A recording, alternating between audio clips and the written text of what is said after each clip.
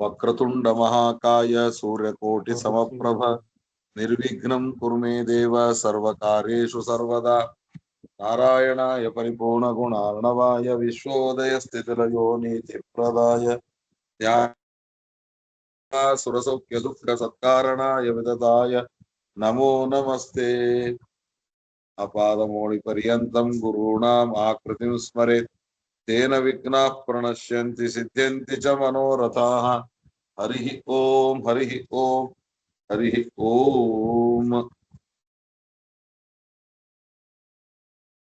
ಜ್ಞಾನಾದಯೋ ಗುಣಾ ಯಸ್ಮಾತ್ ಜ್ಞಾಯಂತೆ ಸೂಕ್ಷ್ಮ ದೃಷ್ಟಿಭಿಃ ತಸ್ಮಾದ್ ಯತ್ರ ಬಲಂ ತತ್ರ ವಿಜ್ಞಾತವ್ಯಾ ಗುಣಃ ಪರೇ.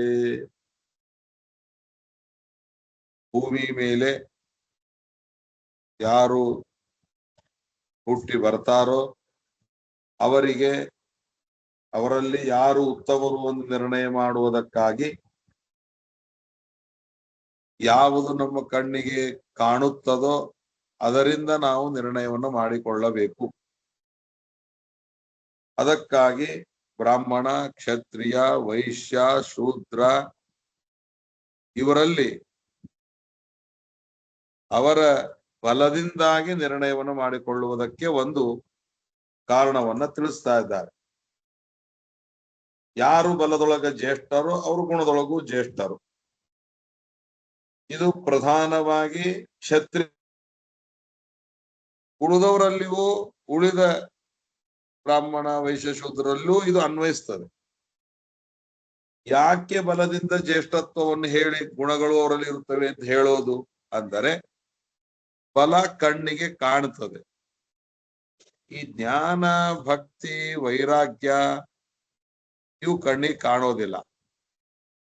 ಇವು ಕಣ್ಣಿಗೆ ಕಾಣದೇ ಇದ್ದುದರಿಂದ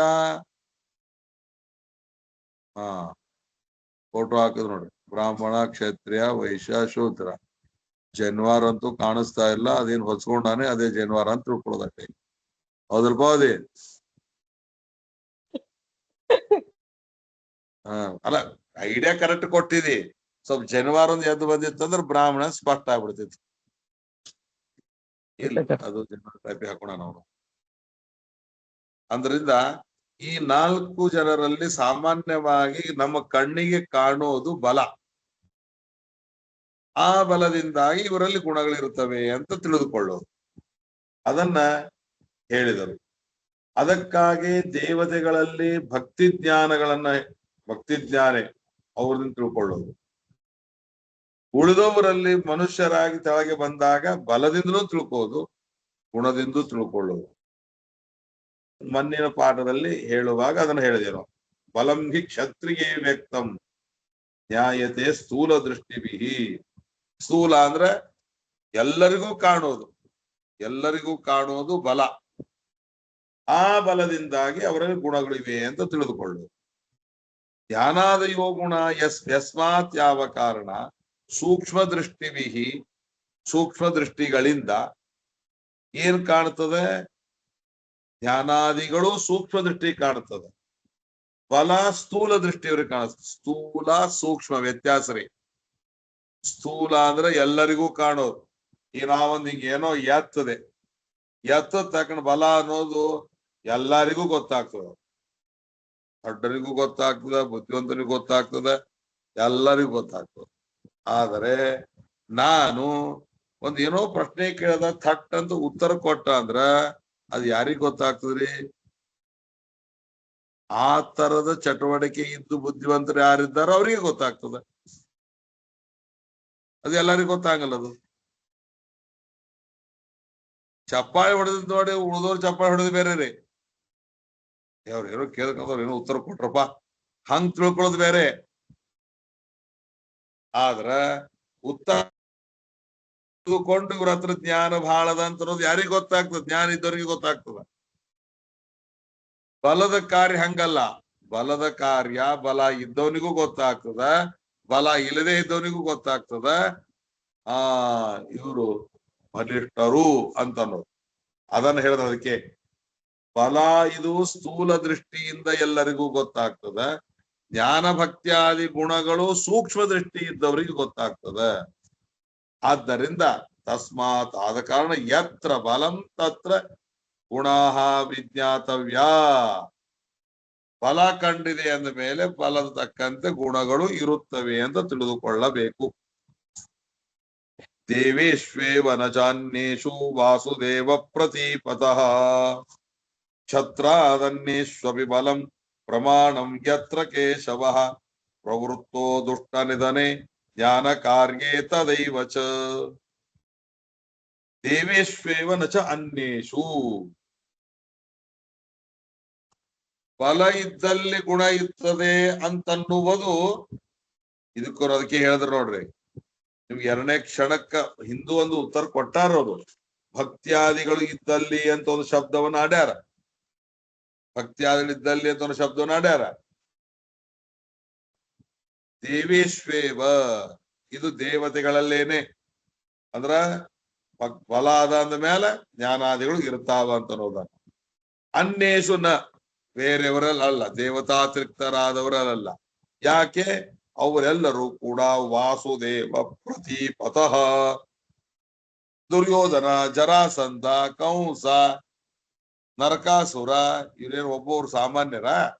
ಇವರು ಮಹಾಬಲಿಷ್ಠರೇ. ಇವರು ಮಹಾಬಲಿಷ್ಠರೇ ಆದದ್ದರಿಂದ ಹಾಗಾದ್ರೆ ಇವರಲ್ಲೂ ಬಲ ಬಂತು. ಬಲ ಬಂದಿದ್ರೆ ಅವರಲ್ಲಿ ಜ್ಞಾನ ಭಕ್ತಿ ಗುಣವನ್ನು ತಿಳ್ಕೊತೀರಾ? ಇಲ್ಲ. ಅದನ್ನ ಹೇಳಿದ್ರು. ವಾಸುದೇವ ಪ್ರತೀಪತಃ. ವಾಸುದೇವನಿಗೆ ವಿರೋಧಿಗಳಾದದ್ದರಿಂದ ಆ ದೈತ್ಯರಲ್ಲಿ ಬಲದಿಂದಾಗಿ ಜ್ಞಾನಾದಿಗಳಿವೆ ಅಂತ ತಿಳಿದುಕೊಳ್ಳುವುದಲ್ಲ. ಇಂತು ದೇವೇಶ್ವೇವ ದೇವತೆಗಳಲ್ಲೇನೆ, ದೈತ್ಯರಲ್ಲಿ ಅಲ್ಲ. ಯಾಕೆ? ದೇವರ ವಿರುದ್ಧರಾದದ್ದರಿಂದ. ಇನ್ನ ಬಲವನ್ನು ಬಲದಿಂದ ಕ್ಷತ್ರಿಯರಲ್ಲಿ ಅಷ್ಟೇ ತಿಳ್ಕೋಬೇಕೇನು? ಬಲ ಇದ್ದುದರಿಂದ ಗುಣಗಳಿರ್ತವೆ ಅಂತನ್ನೋದನ್ನ ಅಲ್ಲ. ಕ್ಷತ್ರಾದನ್ಯೇಶ್ವಪಿ ಬಲಂ ಪ್ರಮಾಣಂ. ಕ್ಷತ್ರಾದನ್ಯೇಶ್ವಪಿ, ಕ್ಷತ್ರರು ಅಂದ್ರೆ ಕ್ಷತ್ರಿಯರು. ಬೇರೆಯವರಲ್ಲಿಯೂ ಕೂಡ ಅಂದ್ರ ಬ್ರಾಹ್ಮಣಾದಿಗಳಲ್ಲಿಯೂ ಕೂಡ ಅವರ ತಾರತಮ್ಯಕ್ಕೆ ಬಲವೂ ಒಂದು ಕಾರಣವಾಗುತ್ತದೆ. ಬಲನೂ ಪ್ರಮಾಣನೆ. ಯತ್ರ ಕೇಶವ ಪ್ರವೃತ್ತೋ ದುಷ್ಟ ನಿಧನೆ. ದೇವರ ಅವತಾರ ಮಾಡಿದ್ದದಕ್ಕ, ದೇವರ ಪ್ರವೃತ್ತಿ ಅದಕ್ಕ ದುಷ್ಟ ನಿಧನೆ, ದುಷ್ಟರನ್ನ ನಾಶ ಮಾಡುವುದಕ್ಕ. ಮತ್ತು ಜ್ಞಾನ ಕಾರ್ಯಕ್ಕಾಗಿ ದೇವರ ಅವತಾರ ಜ್ಞಾನ ಕಾರ್ಯಕ್ಕಾಗಿ ಮತ್ತು ದುಷ್ಟರ ಸಂಹಾರಕ್ಕಾಗಿ ಇದ್ದುದರಿಂದ ಶ್ರೀಹರಿ ಅವತಾರ ಇದಕ್ಕ ದುಷ್ಟ ಶಿಕ್ಷಣಕ್ಕಾಗಿ, ದುಷ್ಟರ ಶಿಕ್ಷಿಸುವುದಕ್ಕಾಗಿ, ಏನಂದ್ರೆ ಅವರನ್ನು ನಾಶ ಮಾಡುವುದಕ್ಕಾಗಿ, ಸಜ್ಜನರಿಗೆ ಜ್ಞಾನಾದಿಗಳನ್ನ ಕೊಡುವುದಕ್ಕಾಗಿ. ಅನ್ಯತ್ರ ಬ್ರಾಹ್ಮಣಾನಾಂತು ಪ್ರಮಾಣಂ ಜ್ಞಾನಮೇವ ಹಿ. ಅನ್ಯತ್ರ ಬೇರೆ ಪ್ರಸಂಗಗಳಲ್ಲಿ ಬಲ ಕಾರ್ಯವನ್ನ ಬಿಟ್ಟು ಬೇರೆ ಪ್ರಸಂಗಗಳಲ್ಲಿ ಬ್ರಾಹ್ಮಣರಿಗೆ ಜ್ಞಾನನೇ ಪ್ರಮಾಣ. ಬೇರೆ ವಿಷಯದಲ್ಲಿ ಬ್ರಾಹ್ಮಣರ ವ್ಯಕ್ತಿತ್ವವನ್ನ ತಿಳಿದುಕೊಳ್ಳುವುದಕ್ಕೆ ಜ್ಞಾನನೇ ತೂಕ. ಎಲ್ಲಿ ಹೆಚ್ಚಿರ್ತದನೋ ಅಲ್ಲಿ ಅವರಿಗೆ ಅವರು ಉತ್ತಮರು ಒಂದು ನಿರ್ಣಯ ಮಾಡಿಕೊಳ್ಳುವುದಕ್ಕೆ ಜ್ಞಾನವೇ ಪ್ರಮಾಣ. ಕ್ಷತ್ರಿಯರಿಗೆ ಬಲಂ ಸರ್ವೇಶಾಂ ವಿಷ್ಣು ಕಾರ್ಯತ. ಆದ್ರ ಬ್ರಾಹ್ಮಣನೇ ಆಗಿರ್ಲಿ, ಕ್ಷತ್ರಿಯನೇ ಆಗಿರ್ಲಿ, ಶೂದ್ರನೇ ಆಗಿರ್ಲಿ, ವೈಶ್ಯನೇ ಆಗಿರ್ಲಿ, ಯಾರೇ ಆಗಿದ್ದರೂ ಕೂಡ ಅವರಲ್ಲಿ ವಿಷ್ಣು ಕಾರ್ಯತ ಇರಬೇಕು.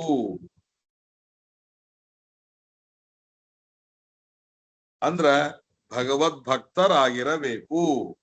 ಭಗವದ್ಭಕ್ತರಾಗಿ ಬ್ರಾಹ್ಮಣ ಜ್ಞಾನ ತೋರಿಸ್ತಿರ್ಬೇಕು, ಕ್ಷತ್ರಿಯ ಬಲ ತೋರಿಸ್ತಿರ್ಬೇಕು.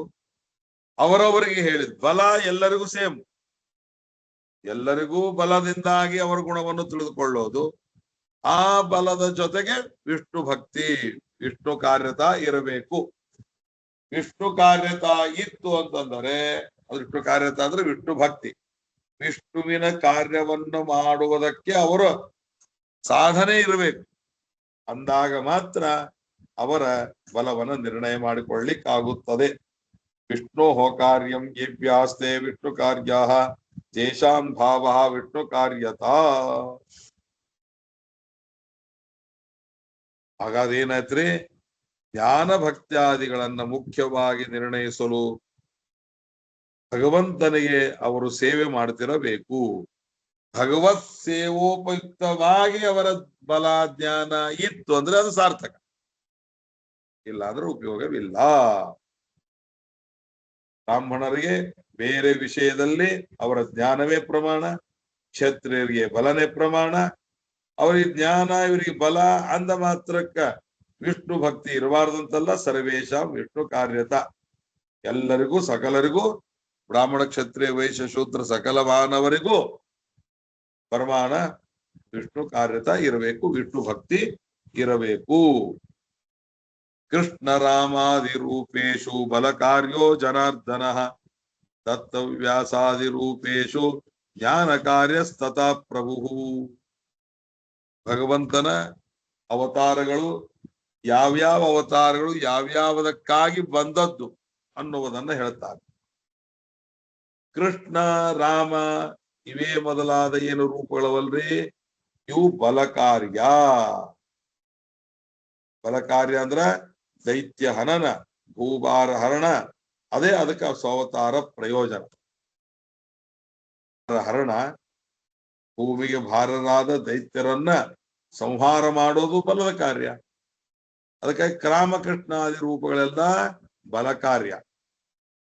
ದತ್ತ ವೇದ ವ್ಯಾಸಾದಿ ರೂಪಗಳೇನವಲ್ಲ ಇವು ಜ್ಞಾನ ಕಾರ್ಯ.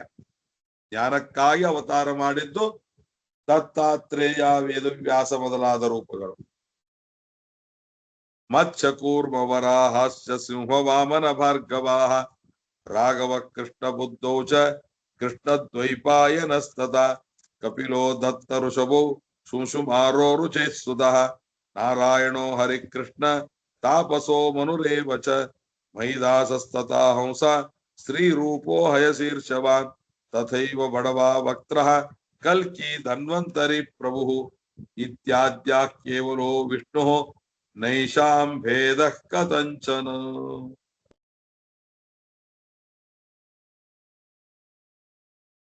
ಇವೆಲ್ಲ ಭಗವಂತನ ರೂಪಗಳು.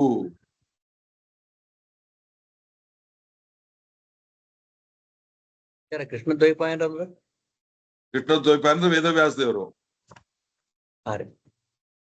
ಕೃಷ್ಣ ದ್ವೈಪಾಯನ ಅಂದ್ರೆ ವೇದವ್ಯಾಸ ದೇವರು. ಕಪಿಲ ಅಂದ್ರೆ ಕಪಿಲ, ದತ್ತ, ಋಷಭ, ಆಮೇಲೆ ರುಚೇಸುತಃ ಅಂದ್ರೆ ರುಚಿ ಪ್ರಜಾಪತಿಯ ಮಗನಾಗಿರತಕ್ಕಂತಹ ಆಕೂತಿಯಲ್ಲಿ ಹುಟ್ಟಿದ ಯಜ್ಞನಾಮಕನಾದ ಭಗವಂತ. ರುಚೇಹೇ ಸುತ ಅಂದ್ರೆ ಯಜ್ಞನಾಮಕನಾದ ಭಗವಂತ. ಈಗ ಅದು ಬರ್ತಾವ, ಇಲ್ಲೇ ಇದ್ದಾಳೆ. ಇಲ್ಲ ಇಲ್ಲೇ ಇಟ್ಕೊಂಡಾರ, ಇಲ್ಲ ಇಲ್ಲೇ ಇಟ್ಕೊಂಡಾರ. ರುಚೇಸ್ತುತಃ ಅಂತನೋ ಶಬ್ದಕ್ಕೆ ರುಚಿ ಪ್ರಜಾಪತಿಯ ಮಕ್ಕನಾದ, ರುಚಿ ಪ್ರಜಾಪತಿ ಎನ್ನುವ ಮನುವಿನ ಪುತ್ರಿಯಾದ ಸ್ವಯಂಭೂ ಮನುವಿನ ಮಗಳು ಆಕೂತಿ. ಆಕೂತಿಯ ಗಂಡ ರುಚಿ ಪ್ರಜಾಪತಿ.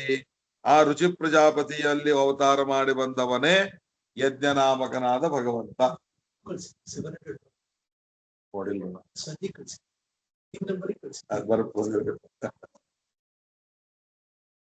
ಆದ್ದರಿಂದ ಯಜ್ಞನಾಮಕನಾದ ಭಗವಂತ ನಾರಾಯಣ, ಹರಿ, ಕೃಷ್ಣ, ತಾಪಸ, ಬ್ರಹ್ಮಸ್ತಶ್ಚೈವ ರುದ್ರಸ್ತ ಸ್ವಯಂ ಚಾಪಿ ಹರಿ ಪ್ರಭು ಪ್ರಜಾಂ ತ್ರಿಪುರುಷ ಸಮಾಂ ಯಚ್ಛಕ್ತಿ ತ್ರಿತರೇವ ಚ ತಸ್ಮಾತ್ ಸ ಬ್ರಹ್ಮ ರುದ್ರಾಭ್ಯಾಂ ಪತಿಯ ಆಗತ್ಯ ತ್ರಿಮೂರ್ತ್ಯಾಂಶಾನ್ ಪುತ್ರಾನ್ ಪ್ರಾದಾತ್ ಜನಾರ್ದನ ಭಾವಿತಾ ಚೈವ ಕಾರ್ಯಚ್ಚ ಲೋಕಾನಾಂ ವಂಚನಾಯ ಚ. ತಾಪಸ ಮನು ಇದು ಭಗವಂತನ ರೂಪ. ಮಹಿದಾಸ ರೂಪ, ಹಂಸ ರೂಪ, ಸ್ತ್ರೀ ರೂಪ. ಪ್ರಸಿದ್ಧವಾದ ಸ್ತ್ರೀ ರೂಪ ಯಾವ್ದು ಹೇಳ್ರಿ?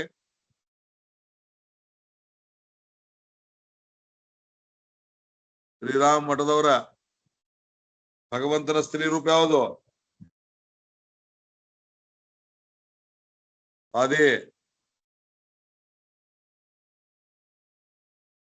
ಕೆಲಸ ನಾ ಹೇಳಿದ್ದು ಶೂಟ್ ಮಾಡಿರಿ ಎಲ್ಲಾರು.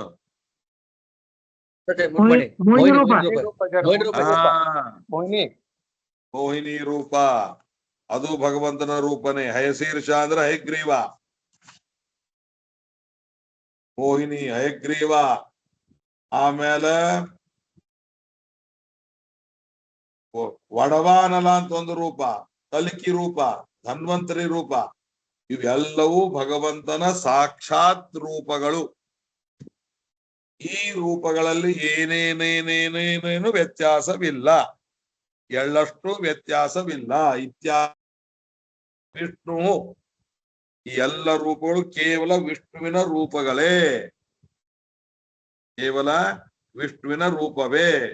ಏಷಾಂ ಭೇದ ಕಥಂಚನನ, ಇವುಗಳಲ್ಲಿ ಭೇದನೂ ಇಲ್ಲ, ಏನೂ ವ್ಯತ್ಯಾಸನೂ ಇಲ್ಲ. ಯಾವ ಗುಣಗಳಿಂದಾಗಲಿ, ಬಲದಿಂದಾಗಲಿ, ಜ್ಞಾನದಿಂದಾಗಲಿ, ಶಕ್ತಿಯಿಂದಾಗಲಿ, ಯಾವುದರಿಂದಲೂ ಭಗವಂತನ ಅನಂತ ಗುಣಗಳೇನವಲ್ಲ, ಆ ಅನಂತ ಗುಣಗಳು ಈ ಎಲ್ಲ ರೂಪಗಳಿಗೂ ಇದ್ದದ್ದೇ. ಏನೇನೇನೇನು ವ್ಯತ್ಯಾಸವಿಲ್ಲ.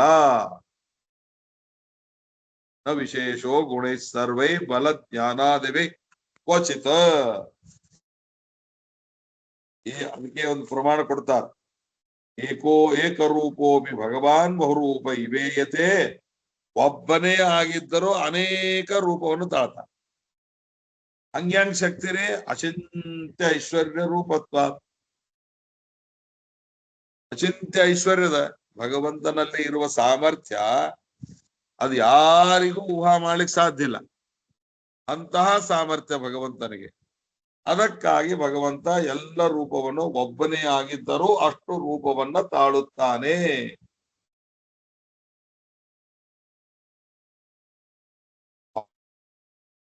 ಇದೇ ಜ್ಞಾನ. ಪೂರ್ಣಾನಂದೈಕ ರೂಪಕಃ. ಯಾವ ರೂಪದೊಳಗೂ ಭಗವಂತನಿಗೆ ದೋಷಗಳು ಇಲ್ಲ. ಎಲ್ಲಾ ರೂಪಗಳು ಪೂರ್ಣವಾದ ಆನಂದ ಸ್ವರೂಪ. ಅದನ್ನೇ ಹೇಳಿದ್ರು. ನ ವಿಶೇಷೋ, ಭೇದನೂ ಇಲ್ಲ, ಯಾವ ವ್ಯತ್ಯಾಸನೂ ಇಲ್ಲ, ಎಲ್ಲದರಿಂದಲೂ ಪರಿಪೂರ್ಣವಾದದ್ದು.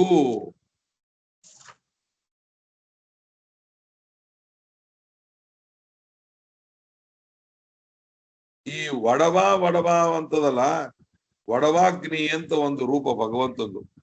ಈ ರೂಪ ಯಾವಾಗಲೂ ಇದು ಸಮುದ್ರದೊಳಗೆ ಇರ್ತದ್ರಿ. ನೆನಪಿಟ್ಕೋರಿ, ಪ್ರಶ್ನೆ ಒಳಗೆ ಕೇಳಿದಾಗ ಹೇಳಿಕ್ ಬರ್ಬೇಕು ನಿಮಗೆ. ಭಗವಂತನ ವಡವ ಅಂತ ಏನು, ವಡವಾ ವಕ್ರ ಅಂತ ಒಂದು ಬಂತಲ್ಲ ಶ್ಲೋಕದೊಳಗೆ. ತಥೈವ ವಡವಾ ವಕ್ರ ಅಂತ. ಆ ವಡವಾ ವಕ್ರ ಅಂದ್ರೆ ವಡವಾಗ್ನಿ ಅಂತ ಒಂದು ಹೆಸರಿನ ರೂಪ ಅದು. ಆ ಭಗವಂತನ ಬಡವಾಗ್ನಿ ಎರಡು ಅಂತಾರ, ವಡವಾ ವಕ್ರ ಅಂತ ಅಂತ.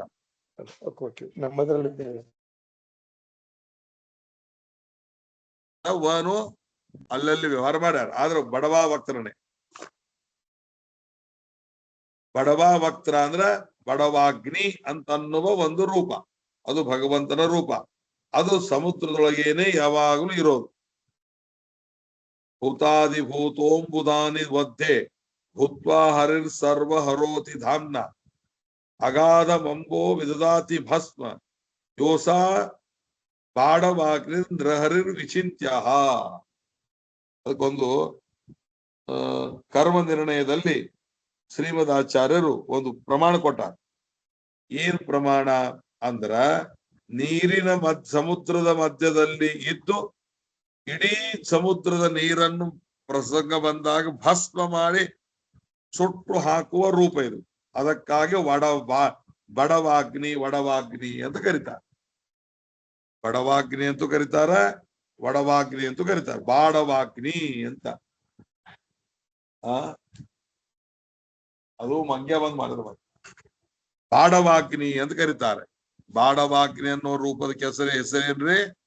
ಸಮುದ್ರದ ಒಳಗೆ ಇದ್ದು ಅಗ್ನಿದ ರೂಪ. ಅಗ್ನಿಯ ಒಂದು ರೂಪನೇ ಅದು. ಅಂದ್ರ ಅಗ್ನಿ ದೇವತಾ ರೂಪ ಅಲ್ಲ, ದೇವರು ಅಗ್ನಿಯ ರೂಪದಲ್ಲಿ ಇದ್ದಾರೆ. ಅದಕ್ಕೆ ಬಾಡವಾಗ್ನಿ, ವಡವಾಗ್ನಿ. ಈ ವಡವಾಗ್ನಿ ಅಂತ ಅನ್ನೋದು ಈ ಕಾಡಿನೊಳಗಿದ್ದಾಗ ಕಾಡು ಗೀಡು ಏನು ಸುಟ್ಟು ಹಾಕ್ತು ನೋಡ್ರಿ, ಅದು ಒಡವಾಗ್ನಿ. ಸಮುದ್ರದ ನೀರನ್ನು ಸುಟ್ಟು ಭಸ್ಮ ಮಾಡೋದನ್ನೋದು ಬಡವಾಗ್ನಿ. ಇಷ್ಟು ವ್ಯತ್ಯಾಸವನ್ನು ತಿಳ್ಕೋಬಹುದು ಅಂತ ಅನಿಸ್ತದೆ. ಆದ್ದರಿಂದ ಅಂತ ರೂಪಕ್ಕೆ ಅದು ಒಡವಾಗ್ನಿ, ಬಡವಾಕ್ತ್ರ ಅಂತ ಕರೀತಾರೆ. ಹೀಗೆ ಭಗವಂತನ ಈ ಎಲ್ಲ ರೂಪಗಳು ಈ ಯಾವ ರೂಪಗಳಲ್ಲಿಗೂ ಏನೂ ವ್ಯತ್ಯಾಸವಿಲ್ಲ. ಶ್ರೀ ಬ್ರಹ್ಮ ರುದ್ರ ಶೇಷಾಶ್ಚ ವೀಂದ್ರೇಂದ್ರೋ ಕಾಮ ಏವಚ ಕಾಮಪುತ್ರೋ ನಿರುದ್ಧಸ್ಯ ಸೂರ್ಯಚಂದ್ರೋ ಬೃಹಸ್ಪತಿ ಧರ್ಮ ಯೇಷಾಂ ತಥಾ ಭಾರ್ಯಾ ದಕ್ಷಾದ್ಯಾ ಮನವಸ್ತತಾ ಮನುಪುತ್ರಾಶ್ಚ ಋಷಯೋ ನಾರದ ಪರ್ವತಸ್ತತಾ ಕಶ್ಯಪ ಸನಕಾದ್ಯಾಶ್ಚ ವನ್ಯಾದ್ಯಾಶ್ಚೈವ ದೇವತಾಃ ಭರತ ಕಾರ್ಯವೀರ್ಯಶ್ಚ ವೈನಾದ್ಯಾಶ್ಚಕ್ರವರ್ತಿನಃ ಗಯಶ್ಚ ಲಕ್ಷ್ಮಣಾದ್ಯಾಶ್ಚ ತ್ರಯೋ ರೋಹಿಣಿ ನಂದನ ಪ್ರದ್ಯುಮ್ನೋ ರುಕ್ಮಿಣೇಯಶ್ಚ ತತ್ಪುತ್ರಶ್ಚ ನಿರುದ್ಧಕಃ ನರ ಫರ್ಗುಲ ಇತ್ಯಾದ್ಯ ವಿಶೇಷ ವೇಷಿನೋ ಹರೇಹೇ. ನೋಡ್ರಿ, ಈ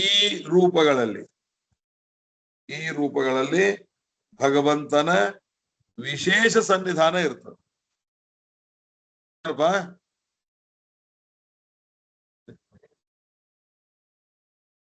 ಶ್ರೀ ಬ್ರಹ್ಮ ರುದ್ರ ಶೇಷ ಈ ಶ್ಲೋಕ ಓದಿ ಎಲ್ಲ ದೇವತೆಗಳ ಹೆಸರು ಗೊತ್ತಿಲ್ಲ.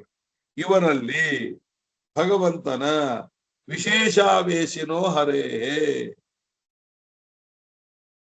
ಪ್ರಶ್ನೆ ಒಳಗೆ ಬರ್ತಾವ್ರಿ, ಯಾರಲ್ಲಿ ಯಾವುದು ಭಗವಂತನ ಸಾಕ್ಷಾತ್ ರೂಪಗಳು, ಯಾವುದು ಎಲ್ಲಿ ಭಗವಂತನ ವಿಶೇಷವಾದ ಅಂಶಗಳು, ಎಲ್ಲಿ ಕಿಂಚಿತ್ ಸ್ವಲ್ಪ ಅಂಶಗಳು, ಎಲ್ಲಿ ಇಲ್ಲೇ ಇಲ್ಲ. ಈ ಎಲ್ಲ ಪ್ರಶ್ನೆಗಳೊಳಗೆ ಬರ್ತಾವ. ಅದಕ್ಕೆ ಹೇಳ್ತೀನಿ, ಇಲ್ಲಿಯವರೆಗೆ ಅಂದ್ರ ನರಹ ಫಲ್ಗುಣ ಇಲ್ಲಿ ತನ ಹೇಳಿದ ಈ ಕಶ್ಯಪ ಮೊದಲಾದ ಇವರಲ್ಲಿ ವಿಶೇಷವಾಗಿ ಭಗವಂತನ ಸನ್ನಿಧಾನ. ವಾಲಿ ಸಾಂಬಾರೆ ಮೊದಲಾದವರೇನಿದ್ದಾರಲ್ಲ ಇವರಲ್ಲಿ ಕಿಂಚಿದ ಆವೇಶನೋ ಹರೆ, ಅವ್ರಕ್ಕಿಂತ ಕಮ್ಮಿ ದೇವರ ಆವೇಶ ಇವರಲ್ಲಿ ಇದ್ದದ್ದು. ತಸ್ಮಾತ್ ಬಲ ಪ್ರವೃತ್ತಸ್ಯ ರಾಮಕೃಷ್ಣಾತ್ಮನೋ ಹರೇಃ ಅಂತರಂಗಂ ಹನುಮಾಂಶ ಭೀಮಸ್ತತ್ಕಾರ್ಯ ಸಾಧಕೌ. ತಸ್ಮಾತ್ ಆದ ಕಾರಣ ಹನುಮಂತ ದೇವರಾಗಲಿ ಭೀಮಸೇನ ದೇವರಾಗಲಿ ಕೃಷ್ಣನ ಅವತಾರರಾದ ಭಗವಂತನಿಗೆ ಮಾಮೇ ನಿಮ್ ಮೊಬೈಲ್ ತೋರಿ, ರಾಮಕೃಷ್ಣನ ರೂಪರಾದ ಭಗವಂತನಿಗೆ ಬಲದ ಕಾರ್ಯದೊಳಗಾಗಲಿ ಜ್ಞಾನ ಕಾರ್ಯದೊಳಗಾಗಲಿ ಅತ್ಯಂತ ಅಂತರಂಗ, ಅತ್ಯಂತ ಹತ್ತಿರ ಹನುಮಂತ ದೇವರು ಭೀಮಸೇನ ದೇವರು ಇವರಿಬ್ಬರು ತತ್ಕಾರ್ಯ ಸಾಧಕವು. ಭಗವಂತನ ಕಾರ್ಯವನ್ನ ಸಾಧಿಸ್ತಾರೆ, ಮಾಡಿ ತೋರಿಸ್ತಾರೆ ಅಂತ ಇಷ್ಟನ್ನ ಹೇಳಿದ್ದಾರೆ. ಉಳಿದಿರ್ತಾರ ಮತ್ತೆ ನಾಳೆ ದಿನ ತಿಳ್ಕೊಳ್ಳೋಣ. ಇದ್ರದ್ದು ಪ್ರಶ್ನೋತ್ತರಗಳನ್ನ ತೆಗಿತಾ ಇದ್ದೇನೆ. ಇದು ಮುಗಿಯೋದಕ್ಕೆ ಮತ್ತೆ ಇದು ಪ್ರಶ್ನೋತ್ತರ PDF ಕೊಡ್ತೇನೆ. ಮುಂದೆ ಅನುಕೂಲ ಆದ ಮೇಲೆ ಭಕ್ತರ ನಿಮ್ಮೆಲ್ಲರ ಇದರಿಂದ ಇದ್ರದ್ದು ಒಂದು ಪ್ರಶ್ನೋತ್ತರದೇ ಒಂದು ಪುಸ್ತಕನು ಪ್ರಿಂಟ್ ಮಾಡೋಣ ಸರಿಯಾಗಿ ಎಲ್ಲ ಇದು ಮಾಡಿ. ರಾಮ ರಾಮ ರಾಮ ರಾಮ ರಾಮ